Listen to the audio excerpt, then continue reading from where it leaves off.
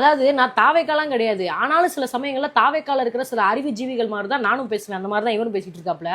நன்றிக்கும் விசுவாசத்துக்கும் நிறைய வித்தியாசம் இருக்கு. நீங்க யாருக்கு வேணா ஓட்டு போட்டு போங்க, அது உங்களோட விருப்பம். பிஜேபி கூட ஓட்டு போட்டு போங்க, அது உங்களோட உரிமை. ஓட்டுங்கிறது உங்களோட உரிமை, அதுல யாருமே தலையிட முடியாது. ஆனா திமுக செஞ்ச சில நலத்திட்டங்கள்ல அனுபவிச்சுட்டு, அதிமுக செஞ்ச சில நலத்திட்டங்கள்ல அனுபவிச்சுட்டு, அதனால கொஞ்சம் வாழ்க்கையில முன்னேறிட்டு, எனக்கு திமுக என்ன செஞ்சுச்சு, அதிமுக என்ன செஞ்சுச்சு, கலைஞர் ஒரு ஊழல்வாதி, ஜெயலலிதா ஒரு குற்றவாளி அப்படின்னு பேசுறது பாத்தீங்களா, அதுதான் இங்க பிரச்சனை. 1990 காலகட்டங்களில் சென்னையில இருக்கிற ஓல்டு மகாபலிபுரம் ரோடு எப்படி இருந்துச்சு அப்படின்ற ஓல்டு வீடியோஸ் இப்போ நீங்க யூடியூப்ல போய் சர்ச் பண்ணி பாத்தீங்கன்னா கிடைக்கும்.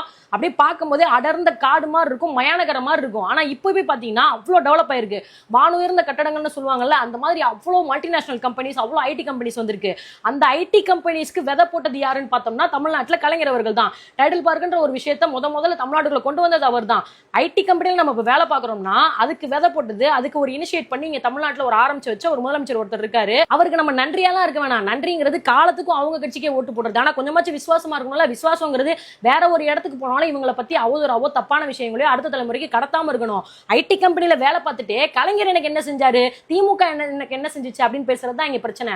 எனக்கு கூட தான் அதிமுக மேல நிறைய விமர்சனங்கள் இருக்கு. ஆனா இது வரைக்கும் ஒரு வீடியோல கூட ஜெயலலிதா அம்மையார் பத்தி எந்த ஒரு தப்பான விஷயங்களும் நான் பேசினதே கிடையாது. ஏன்னா அவங்களோட ஆட்சி காலத்துல நானும் படிச்சிருக்கேன். வாசிப்பு திறன் குறைவா இருக்கிற மாணவ மாணவிகளுக்கு எல்லாத்துக்குமே அதை சரி செய்யற விதமா டேர்ம் சிஸ்டத்தை கொண்டு வந்தாங்க. குவார்டர்ல படிக்கிற புக்கு குவார்டர்ல தூக்கி போடலாம், ஆவலில படிக்கிற புக்கு ஆவலில தூக்கி போடலாம், ஆனுவல்ல படிக்கிற புக்கு ஆனுவல்ல தூக்கி போடலாம். தமிழ்நாட்டுக்கு இருக்கிற 69% இடஒதுக்கீடு அப்படின்றது வேற எந்த ஒரு மாநிலத்துக்குமே கிடையாது. அதை எந்த மாநிலம்னாலும் எதிர்த்து கேள்வி கேட்டு அதை கோர்ட்ல கேஸ் போட்டாங்க அப்படின்னா அந்த 69% இடஒதுக்கீடுன்றது பறிக்கப்படும். அது பறிக்கப்படக்கூடாது அப்படின்றதுக்காக அதை 9வது அட்டவணையில தூக்கி கொண்டு போய் வச்சாங்க ஜெயலலிதா அம்மையார். அதுக்காக கொஞ்சம் நம்ம விசுவாசமா இருக்க வேணாமா? அவங்கள பத்தி தப்பா பேசாம இருக்கணுமே, அவங்கள பத்தின அவதூறுகளை எதுவுமே சொல்லாம இருக்கணுமே, அடுத்த தலைமுறைகிட்ட அவங்க நல்லவங்கன்னு சொல்லனாலும் பரவாயில்ல, அவங்க கெட்டவங்கன்றத சொல்லாம இருக்கணுமே, அதுக்கு பேர் தான் விசுவாசம். கவர்மெண்ட் வேலையில கம்பேஷனேட் மூலமா உள்ள வந்தவங்க, அதாவது அப்பா இறந்து போனதுக்கு அப்புறமா பிள்ளைக்கு தான் அந்த வேலை, மகனோ மகளுக்கு தான் அந்த வேலை, ஹஸ்பண்ட் இறந்து போனதுக்கு அப்புறமா ஒய்ஃபுக்கு தான் அந்த வேலை அப்படின்ற சிஸ்டத்து மூலமா உள்ள வந்தவங்க டிவி கேக்கு ஓட்டு போடுறாங்க. டிவி கேக்கு ஓட்டு போடுறதுல பிரச்சனை இல்ல, ஆனா திமுக எனக்கு என்ன செஞ்சுச்சு அப்படின்னு சொல்லி ஓட்டு போடுறாங்களா, அதான் பிரச்சனை.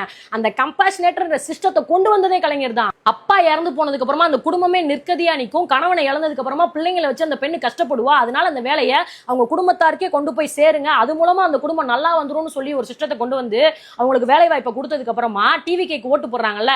ஓட்டு போடுறது பிரச்சனை இல்ல, ஆனா சைலண்டா ஓட்டு போடுறதை விட்டுவிட்டு எனக்கு திமுக என்ன செஞ்சுச்சு, திமுகனால எனக்கு என்ன நான் பலன் அடைஞ்சேன்னு கேட்டு ஓட்டு போடுறாங்கல்ல, அதுதான் இங்க விசுவாசம் கெட்டு போச்சுன்னு பேசுறோம். 1990 காலகட்டங்களிலே இந்தியாவிலே முதல் முறையா கம்ப்யூட்டர் சயின்ஸ்ன்ற பாடத்திட்டத்தை தமிழ்நாட்டு மாணவர்களுக்கு அறிமுகப்படுத்தி வச்சதே கலைஞர் அவர்கள் தான். கம்ப்யூட்டர் சயின்ஸ் கொண்டு வந்ததுக்கு அப்புறம் தான் இன்ஜினியரிங் படிக்கிறதுக்கு அதிகமான மாணவர்கள் விரும்ப ஆரம்பிச்சாங்க. இடஒதுக்கீடுன்ற ஒரு விஷயத்தை தடுக்கிற மாதிரி இந்த என்ட்ரன்ஸ் எக்ஸாம்னு ஒன்று இருக்கு அப்படின்னு சொன்ன உடனே அந்த என்ட்ரன்ஸ் எக்ஸாமே கேன்சல் பண்ணு, 12th என்ன மார்க் வாங்குறாங்களோ அது மூலமா தான் உள்ள போகணும்னு சொல்லிட்டு கவுன்சிலிங் ஒரு சிஸ்டத்தை கொண்டு வா அப்படின்னு சொல்லிட்டு உள்ள எடுக்கிறாங்க. டாக்டர் இன்ஜினியர் என்ற படிப்புலாம் ஒரு 20-30 வருஷத்துக்கு முன்னாடி பணக்காரங்க படிக்கிற படிப்பு. இப்படிலாம் சில விஷயங்களை கொண்டு வந்து சேர்த்ததுனால தான் இன்ஜினியரிங் படிக்கிறது டாக்டர் படிக்கிறதுக்கும் அதிகமான மாணவர்கள் விரும்ப ஆரம்பிச்சாங்க. இன்னைக்கு தமிழ்நாட்டில் தான் இந்தியாவிலேயே அதிகமான இன்ஜினியரிங் காலேஜஸ் இருக்கு. அதுக்கு விதை போட்டது யாரு அப்படின்றது தான் இங்க பேச்சு. படிக்கவே கூடாதுன்னு ஒதுக்கி வச்சிருந்த சமூகத்தை இடஒதுக்கீடு கேட்டு போராடி ஒவ்வொரு சமூகத்துக்கும் இடஒதுக்கீடு மட்டும் இல்லாம உள்இட ஒதுக்கீடு வேற வாங்கி கொடுத்து அது மூலமா படிக்கிறதுக்கு உள்ள அனுப்பி எங்கெங்கெல்லாம் ஓட்டு இருக்கோ அந்தந்த ஓட்டுக்குள்ளலாம் நொல்லடா, நீயும் போய் அதிகாரியாடா, நீயும் போய் ஐடி வேலை போறடா, நீயும் போய் இன்ஜினியரிங் ஆகடா, நீயும் போய் எம்பிபிஎஸ் ஆகடா அப்படின்னு சொல்லிட்டு உள்ள நுழைச்சு விட்ட திராவிட கட்சிகளை எதிர்த்து திராவிடம் எனக்கு என்ன செஞ்சுச்சுன்னு கேட்கறதா இங்க பேச்சு. அஞ்சாப்ல ஃபெயில் ஆனா அஞ்சாப்பு தான் படிக்கணும், ஆறாப்ல ஃபெயில் ஆனா ஆறாப்பு தான் படிக்கணும், என் தம்பி தங்கச்சிங்களோட படிக்கிறதுக்கு வெக்கமா இருக்குன்னு சொல்லி இடைநிறுத்தம் பண்ணி வேலைக்கு போனவங்க எத்தனையோ பேர் இருக்கும்போது 9th வரைக்கும் ஆல் பாஸ் பண்றேன் அப்படியாவது படி அப்படின்னு சொல்லி படிக்க அனுப்பிச்சு 10th இந்த பிள்ளைய பாஸ் பண்ண வைக்கலனா டீச்சரோட வேலையே போயிடும். டீச்சரை பயமுடுத்தி வாசிப்பு திறன் கம்மியா இருக்கிற பிள்ளைங்களை டீச்சர் பக்கத்துல வந்து உட்கார வச்சு அந்த பிள்ளைங்களுக்குனே தனி கவனம் செலுத்தி அது மூலமா அந்த பிள்ளைங்களை பாஸ் பண்ண வச்சு, நீ 11th வரை படி நான் உனக்கு ஒரு சைக்கிள் தரேன், நீ 12th வரை படி நான் உனக்கு ஒரு லேப்டாப் தரேன், நீ காலேஜ் வரை படி நான் மாசம் 1000 ரூபாய் தரேன், நீ பஸ்ல ஸ்கூலுக்கு போயிட்டு வரதுக்கு காசு செலவாகுதா, அதனால உங்க அப்பா அம்மா உன்னை அனுப்ப மாட்டாங்களா, அதுக்கு நானே பஸ் பாஸ் ஃப்ரீயா தரேன், notebook, geometry box, school bag, கால்ல போடுற செருப்பு, என் நாப்கின் கூட உனக்கு நான் ஃப்ரீயா தரேன், வந்து படிக்க மட்டும் வா அப்படின்னு சொல்லிட்டு இந்த 2 திராவிட கட்சிகளும் மாறி மாறி கூப்பிட்டு நம்மளை படிக்க வச்சிருக்காங்க, இந்த நிலைமைக்கு ஆளாக்கிருக்காங்க. அப்படி இருக்கும்போது எனக்கு திராவிடம் என்ன செஞ்சுச்சுன்னு கேட்கறது விசுவாசம் கெட்டு போன தனத்தோட உச்சம். நீங்க வேற கட்சிக்கு ஓட்டு போடுறது பிரச்சனை இல்ல, ஆனா எல்லாத்தையும் அனுபவிச்சுட்டு திராவிடம் எனக்கு என்ன செஞ்சுச்சுன்னு கேட்டு ஓட்டு போடுறீங்களா, அதுதான் பிரச்சனை. ஜெயலலிதா அம்மையார் கொடுத்த லேப்டாப் மூலமா அறிவை வளர்த்துக்கிட்டு ஜெயலலிதா ஒரு குற்றவாளின்னு பேசுவான், கலைஞர் காப்பீடு திட்டம் மூலமா உயிர் பழிச்சு வந்துட்டு கலைஞர் ஒரு ஊழல்வாதின்னு பேசுவான், அதுதான் இங்க பிரச்சனை. இன்ஜினியரிங் படிச்சவங்களுக்கு டைட்டில் பார்க், எல்காட் மாதிரியான ஐடி நிறுவனங்கள் ஆரம்பிச்சு அவங்களுக்கு வேலை, ஐடிஐ படிச்சவங்களுக்கு சிப்காட் மாதிரியான தொழிற்சாலைகள் ஆரம்பிச்சு அவங்களுக்கு வேலை. ஒரு ஊர்ல புதுசா ஒரு ஐடி கம்பெனியோ ஒரு தொழிற்சாலையோ உருவாக போகுது அப்படின்னா அதுல வேலை வாய்ப்பு வாங்க போற 3000 பேருக்கோ 4000 பேருக்கோ மட்டும் வேலை கிடையாது. அங்க ஒரு ஆட்டோ ஸ்டாண்ட் இருக்குதுன்னா அதுல 10 ஆட்டோ ஓடுதுன்னா 50 ஆட்டோ எக்ஸ்ட்ரா ஆகும். அங்க ஒரு புது புது டாக்ஸி ஸ்டாண்ட் உருவாகும், அந்த ரோட்டை சுத்தி ஒரு 10 ஹோட்டல் உருவாகும், 10 ஹாஸ்டல் உருவாகும். இப்படிதான் ஒவ்வொருத்தரோட தனிநபர் வருமானமும் கூடும். தமிழ்நாட்டோட பொருளாதாரத்தை இப்படிதான் உயர்த்தி காட்டியிருக்காங்க. கல்வின்ற ஒரே ஒரு விஷயத்தை நம்மளுக்கு முதலீடா கொடுத்து இவ்வளவு தூரத்துக்கு தமிழ்நாட்டை டெவலப் பண்ணிருக்காங்க. அப்படி இருக்கும்போது திராவிடம் எனக்கு என்ன செஞ்சுச்சுன்னு கேட்டா, என்ன செஞ்சாங்கன்றதை எடுத்து சொன்னா இது பண்ணையாத்தனமான பேச்சாயிருச்சா?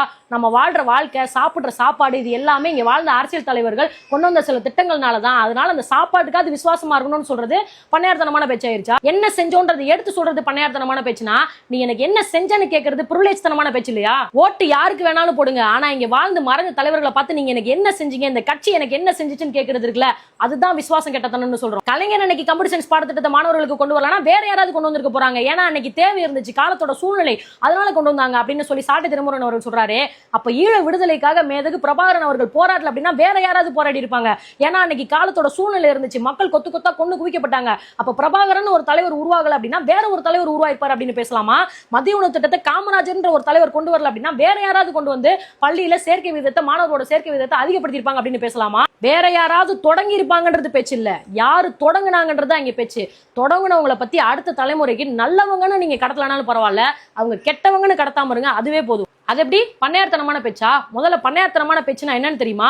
தன்னை சார்ந்த மக்களுக்கு ரோடு போட்டு கொடுத்தா அதுக்கடுத்து தெருவுக்கு கேட்பான், அதுக்கப்புறமா தண்ணி வசதி கேட்பான், அதுக்கப்புறமா ஸ்கூலுக்கு கேட்பான், அதுக்கப்புறமா இண்டஸ்ட்ரி கேட்பான், அதுக்கப்புறமா வேலை வாய்ப்பு கேட்பான். இப்படி நம்மளை ஏத்து கேள்வி கேட்டுட்டே இருப்பான். கேள்வி கேட்கவே விடக்கூடாது, கடைசி வரைக்கும் நம்மளை எதிர்பார்த்ததே வச்சிருக்கணும் அப்படின்னு பாஜகவை சேர்ந்த ஒரு முன்னாள் அமைச்சர் சொன்னார்ல, அதுதான் பண்ணையார்த்தனமான பேச்சு. ஆனா 60-70 வருஷத்துக்கு முன்னாடியே நிலம் இருக்கிறவங்க மட்டும்தான் ஓட்டு போடணும், பெண்கள் யாரும் ஓட்டு போடக்கூடாது, திருநங்கைகள்லாம் லிஸ்ட்லயே கிடையாது அப்படின்னு இருக்கும்போது, நிலம் இல்லாத நீங்க ஓட்டு போடக்கூடாது அப்படின்னா நிலம் இல்லாத உங்களை ஆட்சி பண்றதுக்கான அதிகாரத்தை மட்டும் யார் அவனுக்கு கொடுத்தது? அவனை எதிர்த்து கேள்வி கேளுங்க அப்படின்னு மக்களை கேள்வி கேட்க வச்சு நிலம் இல்லாதவங்களும் ஓட்டு போடணும், பெண்களும் ஓட்டு போடணும், திருநங்கைகளும் ஓட்டு போடணும். திருநங்கைகளை 3ஆம் பாலினமா அங்கீகரிச்சதே இந்த தமிழ்நாடு தான். நீங்க மாற்றத்தை எதிர்பார்த்து ஓட்டு போடுங்க, வேற யாராவது வந்தா நல்லா இருக்கும்னு நினைச்சு ஓட்டு போடுங்க.